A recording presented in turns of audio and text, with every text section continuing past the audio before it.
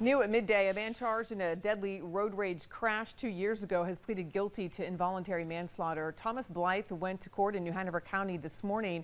Blyth and another man, William Gates, were charged after a wreck that happened at Market Street and Station Road in November 2021.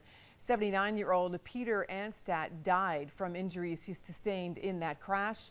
Gates is also in court facing charges including involuntary manslaughter, reckless driving to endanger, and exceeding the posted speed.